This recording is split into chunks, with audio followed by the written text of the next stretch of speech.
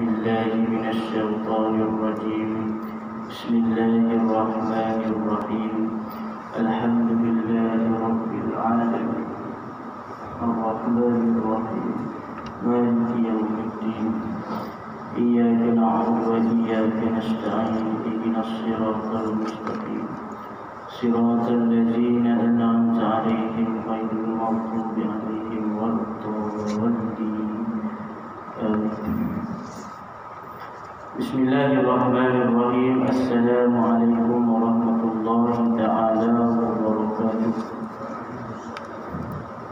الحمد لله رب العالمين، وأفضل الصلاة وأتم التسليم على سيدنا محمد وعلى آله وصحبه أجمعين. سبحانك لا علم لنا إلا ما علمتنا إنك أنت العليم الحكيم. ولا حول ولا قوة إلا بالله العلي العظيم. اللهم صل على سيدنا محمد الفاتح لما أغلق والخاتم لما سبق ناصر الحق بالحق والهادي إلى صراطك المستقيم وعلى آله حق قدره ومقداره العظيم. سبحانك لا علم لنا إلا ما علمتنا إنك أنت العليم الحكيم. اللهم لا سهل إلا ما جعلته سهلا وأنت تجعل الحزن إذا شئت سهلا. رب اشرح لي صدري ويسر لي أمري واحلل عقدة من لساني يفقهوا قولي. ربنا زدنا علما وارزقنا فهما برحمتك يا أرحم الراحمين. أما بعد. Alhamdulillah, pertama dan selamanya marilah kita panjatkan puji dan syukur kita kepada Allah Subhanahu wa taala, yang mana dengan limpah daripada Allah Subhanahu wa taala pada malam yang mulia ini, di tempat yang agung ini, yang mulia ini, kita diberikan kesempatan untuk bertemu, untuk kita melakukan amal ibadah, untuk kita bersalat fardu maghrib secara berjamaah. Seterusnya kita berada di dalam majlis ilmu. Moga-moga kita diberkati dan dirahmati Allah Ta'ala sekalian. Amin ya Rabbal Alamin. Yang saya hormati Tuan Pengurusi Masjid, barisan imam, barisan Bilal, Tuan Siap dan seluruh ahli jawatan kuasa masjid. Seterusnya muslimin dan muslimat, mukminin dan mukminat, hadirin wal hadirat yang dirahmati Allah Subhanahu wa taala sekalian. Moga-moga apa yang kita sampaikan pada malam ini memberikan manfaat kepada kita dan dijadikan sebagai satu amal ibadah, satu amal kebajikan, satu amal kebaikan, satu amal yang mengalir pahalanya hingga ke hari kiamat kelak. Jadi hadirin mati Allah Subhanahu wa taala, malam ini saya nak kupas ataupun kita nak baca sedikit tentang dosa-dosa besar yang saya petik daripada kitab Al-Kabair. Kita baca sedikit berkenaan apa yang disebutkan oleh Imam Az-Zahabi rahimahullahu ta'ala di dalam kitab Al-Kabair. Imam Az-Zahabi rahimahullahu ta'ala mengarang sebuah kitab yang bernama Al-Kabair.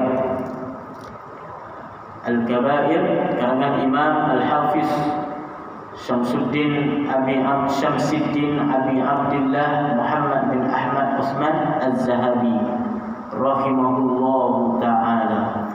Jadi dalam kitab Al-Kabair ini pengarangnya yaitu Imam Az-Zahabi rahimahullahu ta'ala mengumpulkan beberapa jenis ataupun beberapa dosa-dosa besar. Seolah-olah kitab dia ni dia menghimpunkan dosa-dosa besar. Lebih kurang ada di dalam kitabnya ini 70 dosa-dosa besar yang mungkin terjadi ataupun yang disebutkan sabitnya daripada dalil Al-Quranul Karim dan juga daripada hadis-hadis Nabi sallallahu alaihi wasallam. Maka Imam Az-Zahabi dia kumpulkan ke dalam kitab dia ni, dia bagi nama kitab dia Al-Kabair. Makna Al-Kabair itu sendiri menunjukkan kepada dosa-dosa besar. Al-Kabair maknanya dosa-dosa besar. Kabir daripada kalimah kabara yakbaru. Kabair itu jamak. Kalau kita belajar bahasa Arab, kabair sirah muntahal jumu' atamadan wa wazan mafa'il. Masajid misalnya, masjid itu mufrad dia. Kalau jamak dia masajid, yakni beberapa masjid. Kabirah singularnya, kabair plural dia lah dalam bahasa Inggeris. Dia punya jamak, yakni kabair beberapa macam, beberapa bagai dosa-dosa, dosa-dosa besar. Jadi hadirin bagi Allah Subhanahu wa taala, kita nak ambil berkat dan kita baca sedikit apa yang ditulis dalam kitab Al-Kabair. Jadi dalam kitab ini Imam Az-Zahabi rahimahullah taala dia bawa datangkan Al-Kabirah Al-Ula, dosa besar yang pertama. Kalau kita tengok dalam kitab ini, dia susunkan daripada satu dosa sampailah 70 dosa-dosa besar tersebut adalah berdasarkan dari sudut tingkatan yang paling tinggi. Maksudnya kalau dosa besar itu di antara kesemua dosa besar itu yang paling besar sekali ataupun yang paling berat sekali, dia letak itu yang nombor satu. Itu ada kaedah ataupun cara dia meletakkan bahagian ataupun jenis-jenis dosa besar sebanyak 20 lebih kurang takriban.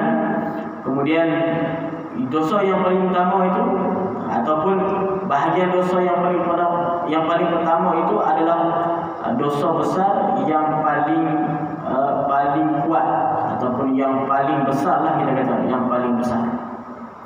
Kemudian kata Imam Al-Zahabi rahimahullah ta'ala dalam kitab Al-Kabiratul Ula Asyirku Billah, dosa besar yang pertama itu adalah mensyirikkan kepada Allah Subhanahu wa ta'ala. Yakni di antara dosa besar yang dalam kitab dia tulis 70 dosa besar, yang nombor satu diletakkan syirik pada Allah Subhanahu wa ta'ala. Nah, kata tak ada habis adalah dosa yang paling besar sekali melainkan syirik pada Allah. Bila kata dosa syirik pada Allah tu, itulah dosa yang paling besar, yang paling berat, yang paling azab siksaannya berbanding dosa-dosa besar yang lain. Jadi dosa besar yang pertama hadirin mati Allah Subhanahu wa taala, seorang itu melakukan syirik kepada Allah Subhanahu wa taala. Baik, kita tengok apa kupasan tentang syirik dan apa pembahagian syirik. Nanti Imam Az-Zahabi rahimahullah taala dia membahaskan dosa syirik kepada Allah taala ini terbahagi kepada dua. Dosa syirik yang kita kata syirik. Sebab tu kadang kita kena mentarifkan dulu syirik, mendefinisikan syirik itu apa. Kadang orang dia mempergunakan istilah syirik tapi bukan kenal kepada tempat syirik. Kan kita pakai gelang syirik, letak tasbih dekat ekor syirik.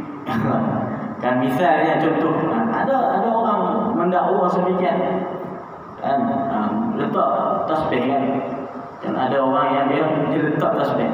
Tak boleh tu letak tasbih kat ekor. Sebab apa? Kat lahir dia. Kenapa? Syirik dia. Syirik. Jadi adakah itu termasuk dalam disebutkan dengan syirik? Baik. Jadi syirik ni apa? Syirik itu apa? I'tiqad. Yang pertama adalah syirik yang disebutkan dalam bahagian kedua bahagian ini. Yang pertama Imam Az-Zahabi rahimahullah taala dia bahagi. Yang pertama syirik itu ialah syirik yang hakiki, iaitu syirik menyembah ataupun mengiktikadkan adanya satu zat, adanya satu kuasa yang selain daripada Allah Subhanahu wa taala. Ittakhadha ilahan akhar. Seorang itu mengiktikadkan, memperhambakan diri kepada satu Tuhan yang selain Allah taala. Maknanya dia dengan jelas, dengan terang dia itu melakukan sebuah peribadatan ataupun sebuah penyembahan kepada Tuhan yang selain Allah Subhanahu. Maksudnya bukan Tuhan yang sembahan yang dianggap itu adalah Tuhan. Sebab kalau kita sebut Tuhan, dia kata Allah Subhanahu wa taala. Bila kita sebut Tuhan, Tuhan ini dia mesti ada sifat ketuhanan. Faham? Kalau kita sebut Tuhan, Tuhan ini ilah, bahasa Arab ilah. Ada berbagai bahasa Arab, Rabb pun Tuhan, ilah pun Tuhan. Alhamdulillahi rabbil alamin. Dalam Al-Fatihah, segala puji milik Allah, Tuhan sekalian alam. Pakai kalimah Rabb, Rabbun. Dalam yang lain, la ilaha illallah, tidak ada jenis Tuhan melainkan Allah. La ilaha illallah, pakai kalimah ilah. Jadi ilah itu pun Tuhan, Rabb itu pun Tuhan. Cuma nanti ada perbezaan lah dari sudut pemaknaan.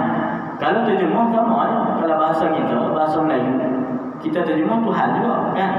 Rabb Tuhan, ilah Tuhan juga, Khaliq Tuhan juga, Al-Bari Tuhan juga, As-Sani' Tuhan juga. Itu lafaz-lafaz ataupun ungkapan-ungkapan yang memiliki satu makna, iaitu Allah Subhanahu wa taala. Tapi di dalam bahasa Arab, sebab bahasa Arab ni dia bahasa dia luas pemaknaan. Kalau sebut Rabb, ini maksudnya Tuhan yang bersifat macam mana. Kalau sebut ilah, itu Tuhan yang bersifat macam mana. Bila sebut Khaliq, itu Tuhan yang macam mana. Tuhan Allah juga, cuma maksudnya dari sudut mentadbir itu dia panggil Rabb misalnya. Dari sudut mencipta dia panggil ilah. Baik. Jadi sebab apa nak kata tadi nak kata penyembah ataupun menyembah sembah itu, kalau Tuhan selain daripada Allah yang dianggap Tuhan,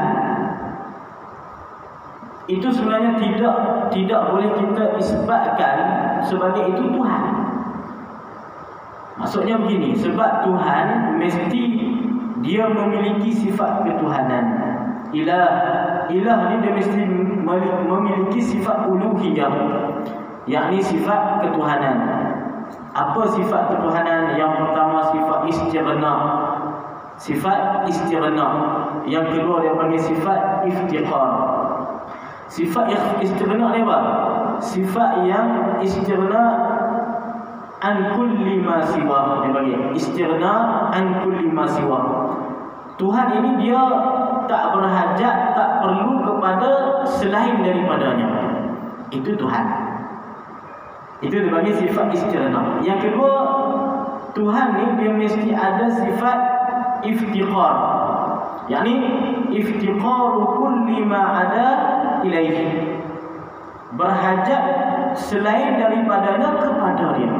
Yang selain daripada Tuhan itu mesti berhajat kepada Tuhan. Tuhan tak berhajat kepada yang lain, itu dia panggil istighna.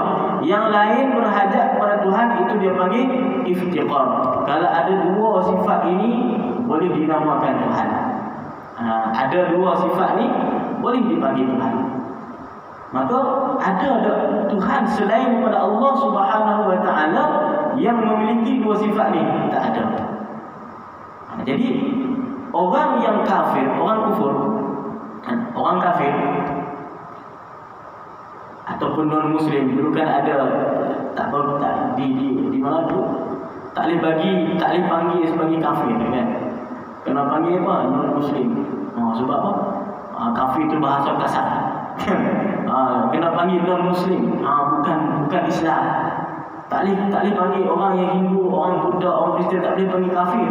Kena panggil non muslim. Kan? Tapi dalam Al-Quran sendiri Allah yang sebut kafir. Ya qul ya ayyuhal kafir, orang kafir. Banyak lagi kita jumpa dalam Al-Quran orang kafir. Maka kita sebut saja kafir. Dulu ada orang marah. Baik. Maka tak ada Tuhan yang memiliki sifat ketuhanan itu melainkan hanya Allah Ta'ala. Maka golongan orang-orang kafir yang mereka menganggap Tuhan mereka itu sebenarnya bukanlah Tuhan, ataupun tak boleh kita kata itu adalah Tuhan. Misalnya mereka buat patung ukir, buat tokong ukir, kemudian mereka pergi menyembah ukiran batu yang mereka ukir sendiri tersebut. Batu ataupun Tuhan sembahan yang mereka anggap Tuhan itu ada tak dua sifat yang tadi? Sifat iftiqar ada tak? Sifat istighna ada tak? Tak ada.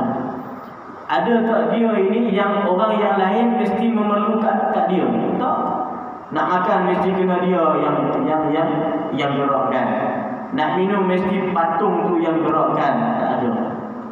Kemudian ada tak sifat istighna dia? Maksudnya apa? Dia tak perlu kepada orang lain, tak perlu kepada makhluk lain. Ada? Tak ada. Dia ada tu patung tokong yang ada tu pun dia ada disebabkan orang yang buat dia. Kalau kata dia tak memerlukan, macam mana dia nak ada? Maka dia itu tokong ataupun patung itu tidak boleh kita sebut sebagai Tuhan. Sebab apa? Sebab dia tidak memiliki sifat ketuhanan. Maka kita kena perbaiki dari segi sudut panggilan kita. Kita baiki sikit. Jadi kalau kita kata apa, sembahan orang kafir, bukan Tuhan orang kafir. Itu Tuhan mereka doa dengan cara mereka lah. Mereka minta dekat Tuhan mereka lah. Orang Buddha dia percaya macam ni, dia kata minta dekat Tuhan dia. Orang Hindu minta dekat Tuhan dia. Kita ubah minta dekat sembahan dia. Kan? Sebab sembahan dia itu belum tentu Tuhan. Belum tentu Tuhan, sebab tak ada memiliki sifat ketuhanan istighna wa iftiqar. Cuma kadang kita dari sudut bahasa sahaja. Kadang sebab kita dah biasa menyebutkan Tuhan, kita kata Tuhan, tapi bukan kita iktikad Tuhan itu yang seperti Allah Subhanahu Wa Taala. Tak ada masalah, tak berdosa pun. Cuma nak lebih cantiknya kita kata sembahan. Itu lebih cantiklah dari sudut bahasa dan dari sudut syarak istilah yang digunakan pakai untuk Tuhan itu sendiri. Baik. Maka itu syiriklah, syirik yang pertama dia. Kata Imam Az-Zahabi rahimahullah ta'ala, fa'akbarul kabair asyirku billahi ta'ala. Dosa-dosa yang paling besar ini adalah yang pertamanya syirik pada Allah Ta'ala, wa huwa naw'an. Syirik pada Allah Ta'ala ini ada dua bahagian. Ahaduhuma, yang pertamanya, ayyaj'ala lillahi nida wa ya'budu ma'ahu ghairah min hajarin aw syajarin aw syamsin aw qamarin aw nabiyyin aw syaikhin aw najmin aw malikin aw ghairi dhalik. Itu kata Imam Az-Zahabi rahimahullah ta'ala. Bahagian syirik yang besar, syirik kepada Allah Subhanahu Wa Taala ni, bahagian pertama tu apa? Seseorang itu dia menyembah selain daripada Allah Ta'ala. Sama ada sembahan iaitu batu, ataupun pokok, ataupun matahari, ataupun bulan, ataupun nabi, ataupun syekh guru, ulama misalnya, ataupun bintang, ataupun raja, wa ghairi dzalik, dan perkara yang selain daripada yang disebutkan tersebut. Ini yang disebutkan oleh Imam Az-Zahabi rahimahullah ta'ala. Dia seorang yang menyembah, misalnya menyembah batu, maksudnya dengan hakiki ataupun secara jelas dia itu pergi kat batu pun dia sembah. Dan hari-hari sujud kat batu misalnya. Dia menganggap batu itulah Tuhan dia. Dia menganggap batu itulah Tuhan dia. Maka itu dia panggil syirik.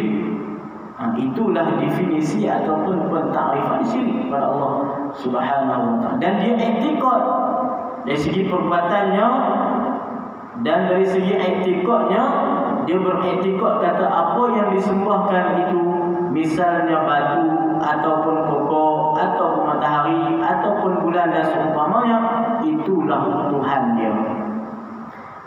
Ada kuasa yang sebalik batu tu, batu itulah dengan batu itulah yang ada aku, misalnya dia kata macam tu.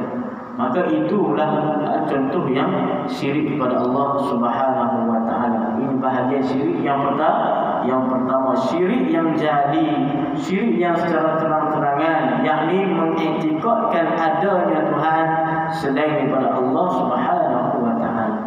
Ini contoh-contoh yang dibagi oleh Imam Az-Zahabi, tuan-tuan. Ini contoh, maksudnya contoh yang pernah ada dari sudut historinya. Kan, dari sudut sejarahnya tu ada. Orang pernah sembah batu, pernah ada orang yang sembah batu. Pokok misalnya, ada orang yang pernah sembah pokok. Bulan, ada orang sembah bulan. Matahari, ada orang sembah matahari. Kan dulu ada ajaran matahari, bila matahari naik kena sembahyang. Kan, ajaran menyembah, ajaran matahari. Ada tak yang menyembah Nabi? Ada. Umat-umat yang terdahulu ada yang sebahagian mereka yang menyembah Nabi. Misalnya siapa? Umat Yahudi, umat Kristian, Nasara yang menyembah Nabi Isa alaihi salam. Yang menyembah Nabi Isa alaihi salam, mereka menganggap apa? Nabi Isa itu adalah ibnullah, Isa ibnullah, Isa itu anak Allah. Orang Yahudi pula mereka menganggap Uzair ibnullah, Nabi Uzair itu anak Allah Subhanahu wa ta'ala. Itu menyembah Nabi. Dan sebab itulah hadis yang lain kan, Nabi SAW pernah bersabda ataupun Nabi menasihati kepada umatnya, para sahabatnya, kepada umatnya, jangan kamu berlebih-lebihan dalam menyanjung aku. Jangan kamu berlebih-lebihan menyanjung aku sebagaimana menyanjungnya orang Yahudi akan Uzair, sebagaimana menyanjungnya orang Nasara akan Isa alaihissalam. Sebab orang Yahudi menganggap Uzair itu anak Allah, anak Tuhan. Orang Nasara menganggap, orang Yahudi menganggap Uzair itu anak Tuhan. Orang Nasrani Nasara menganggap Isa alaihissalam itu anak Allah. Maka Nabi kata, jangan kamu melebih-lebihkan menyanjung aku. Bukan maksudnya tak boleh. Sebahagian daripada orang dia salah faham tentang hadis.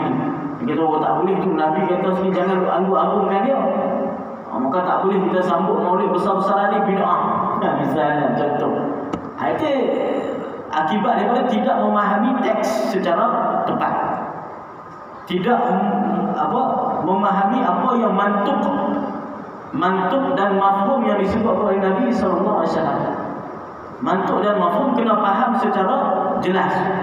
Kadang orang faham mantuk saja tanpa dia memahami mafhum. Mantuk ni yang secara literal ayat macam ni, dia faham literal macam ni. Mafhumnya macam lain kan.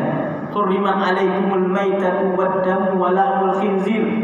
Diharamkan kepada kamu maitatu bangkai, wad-damu darah, wa lahmul khinzir, daging babi. Kalau dia faham secara mantuk saja, secara literal ayat yang diharamkan Allah apa? Daging saja. Lahmul khinzir kan dalam Quran tu ni. Bukan diharamkan khinzir, itu diharamkan hanya lahmul khinzir. Kalau orang yang faham mantuk secara literal saja, dia akan faham apa? Yang diharam tu hanya daging saja. Bulu boleh, lemak boleh, kulit boleh dan sebagainya. Sebab apa? Yang disebut dalam ayat hanya lahmul khinzir. Sebab tu kena faham mafhum daripada ayat tu. Lahmul khinzir itu Allah Ta'ala dia panggil min itlaqil juz'i wa iradatil kulli. Allah Ta'ala sebut satu bahagian, tapi maksud dia, mantuk dia satu bahagian, yang disebut satu saja, daging kan, misalnya kan. Tapi yang mafhum daripada ayat tu apa? Adalah keseluruhan bahagian daripada babi tersebut haram. Sebab tu mafhum dan mantuk kena faham secara sekali. Tak boleh dia faham mantuk saja, literal ayat saja dia faham, zahir ayat je dia faham. Sebab tu Al-Quran ni hadirat Allah Subhanahu wa taala tak boleh kita faham dengan hanya kita mentranslate bahasa. Al-Quran ni kan mukjizat Allah Subhanahu Wa Taala, bahkan mukjizat yang paling besar yang Allah Taala bagi kepada Nabi kita Muhammad sallallahu alaihi wasallam. Tak ada mukjizat yang besar melainkan paling besar Al-Quran. Ada mukjizat yang lain, tapi yang paling besar sekali Al-Quran. Maka disebabkan Al-Quran itu mukjizat kalamullah Taala, maka tak boleh sebenarnya dia datang itu bukan dalam bentuk hanya mafhum, bukan dalam bentuk mantuk saja, ada mafhumnya. Jadi kalau Quran, kita hanya ambil Quran, kita translate bahasa, itu belum kita memahami sebenarnya inti daripada Al-Quran tersebut.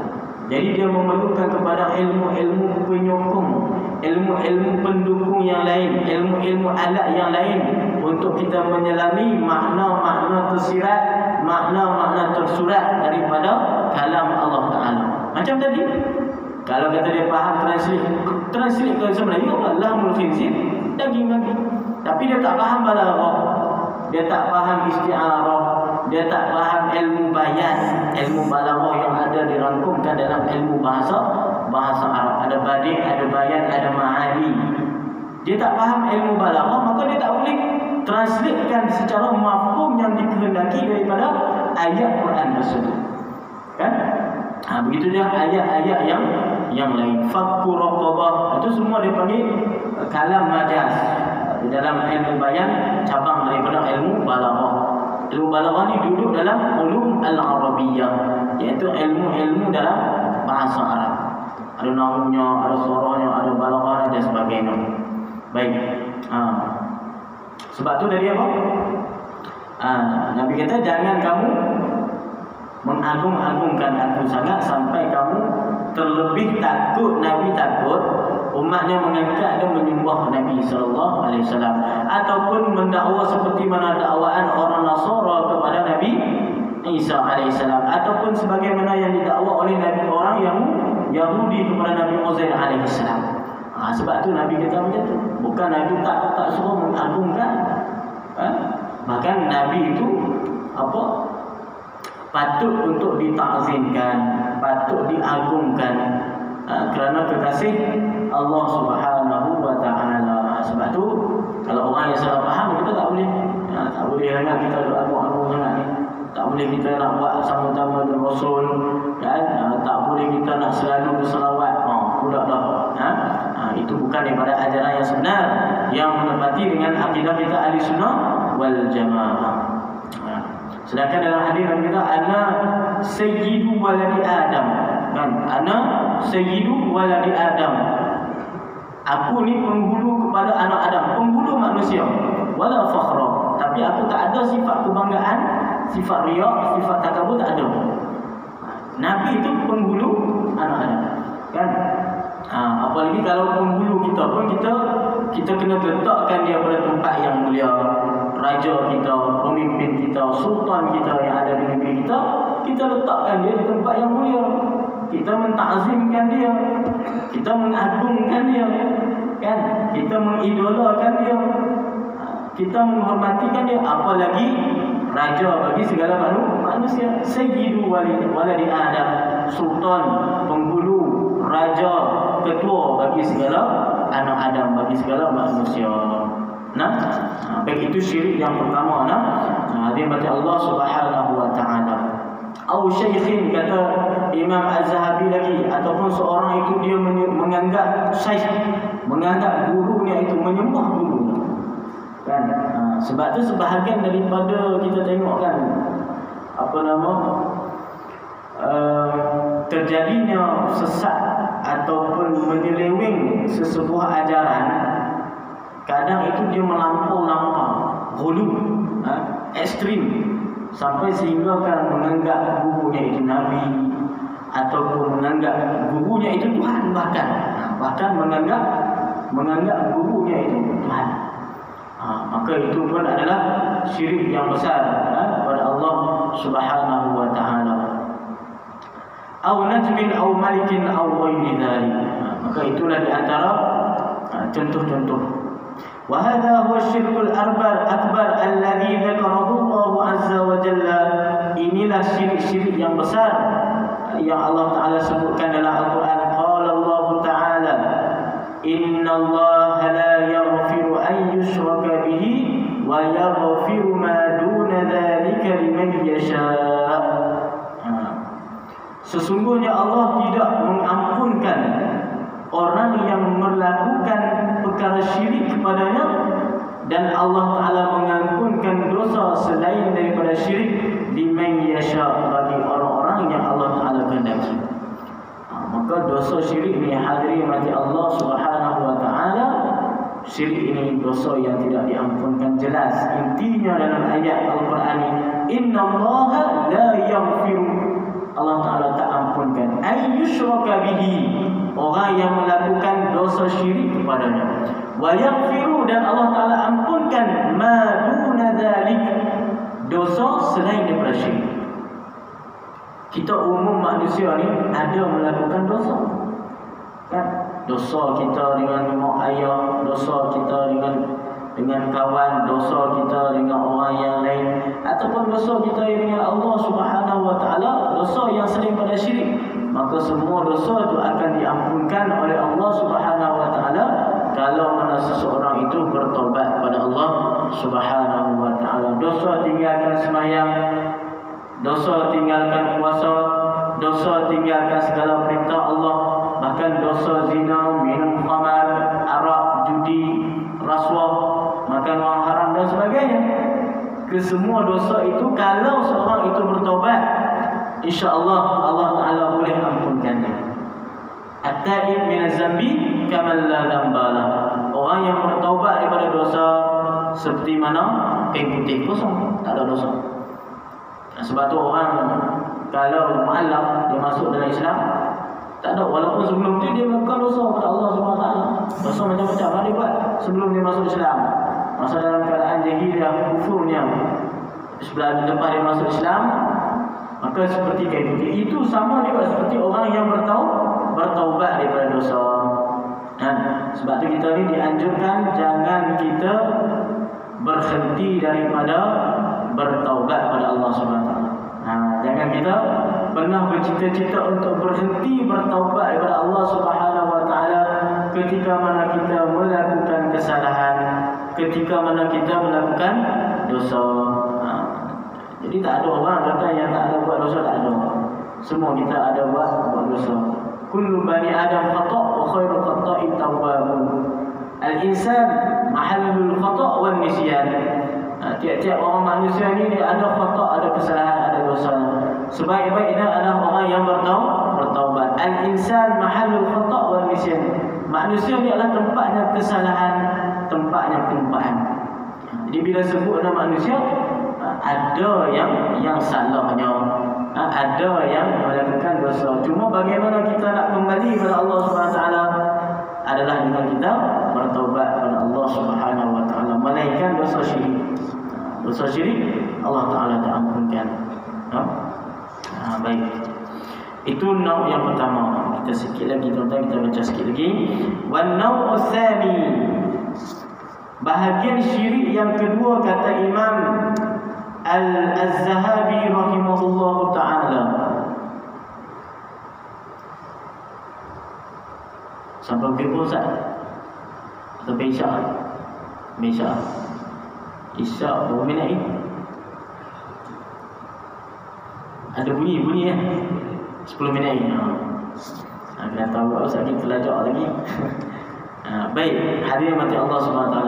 Kata Imam Az-Zahabi rahimahullah, wan naw'atsani min asy-syirki, syirik bahagian yang kedua itu adalah ar-riya'u bil a'mali, riya' dengan amal. Kama qala Allah Ta'ala, sebagaimana Allah Subhanahu wa Ta'ala berfirman, faman kana yarju liqa'a rabbih falyamal 'amalan shalihan wa la yusyrik bi'ibadati rabbih ahada. Surah apa? Surah Kahfi kan kita baca kan. Jadi bahagian yang kedua daripada syirik ini adalah dipanggil ar-riya' bil a'mal. Riya' dengan amal kita.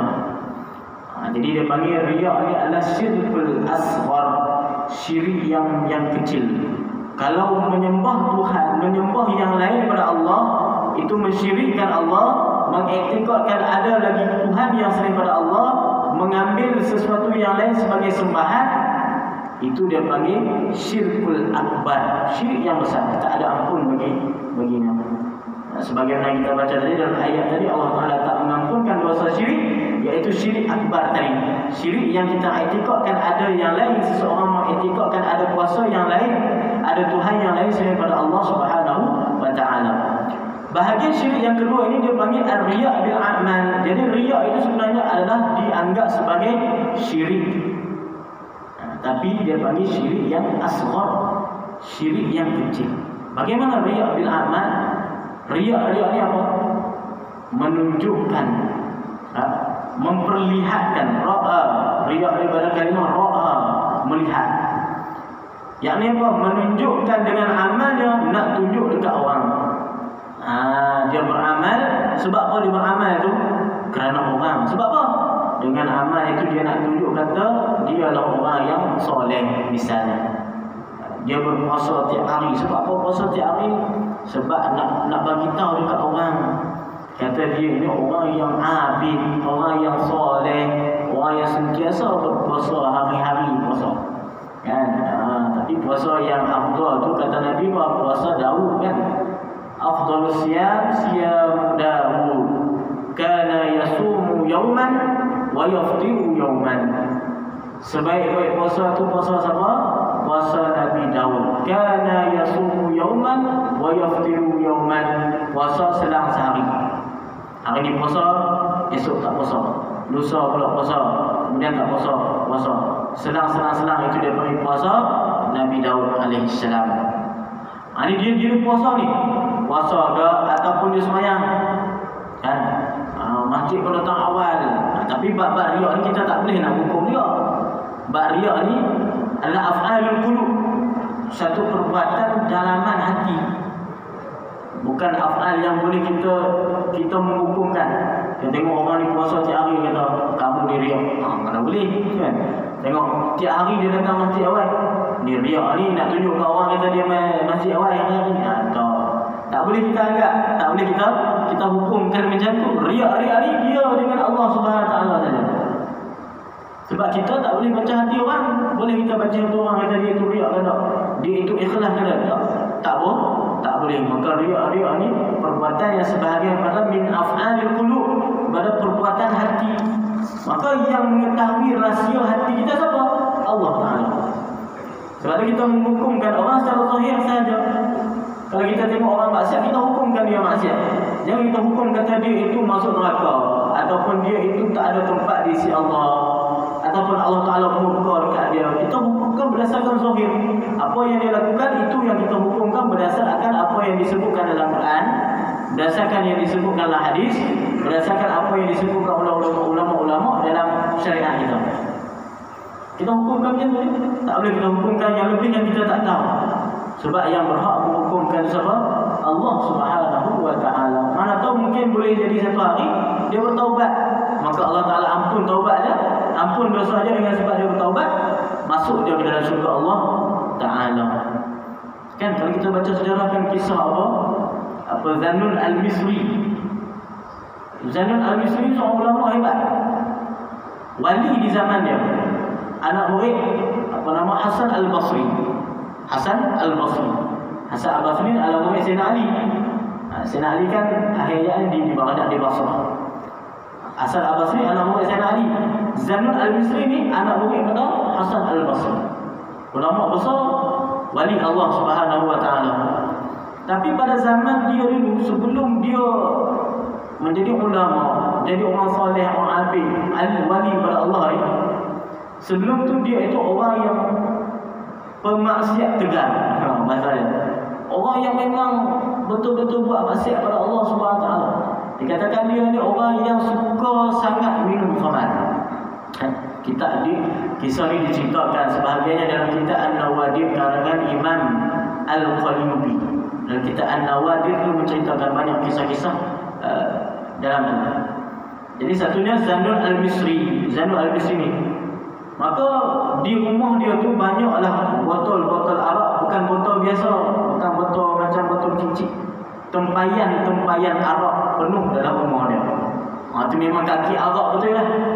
Kaki mabuk, hari-hari mabuk. Kan?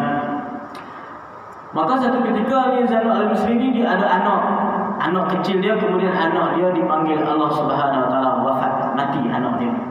Maka bila anak dia mati, semua dia masih dalam keadaan tu lah, keadaan mabuk.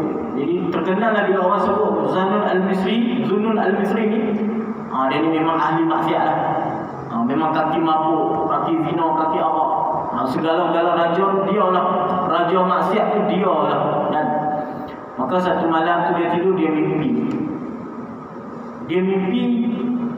dia berlari di satu tempat, disebabkan dia itu dikejar oleh lembaga hitam yang besar.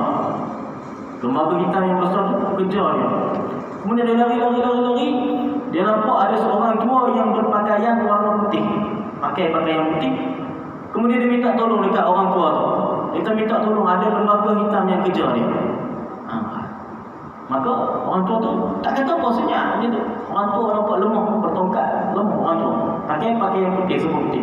Maka dia pun lari lagi di tempat kejagaan tu, sampai satu tempat yang tinggi. Dia nampak ada budak-budak di atas tempat yang tinggi tersebut. Dan dia perasan antara budak-budak yang duduk atas tempat tinggi itu adalah salah satunya mukanya mirip seperti muka anak dia.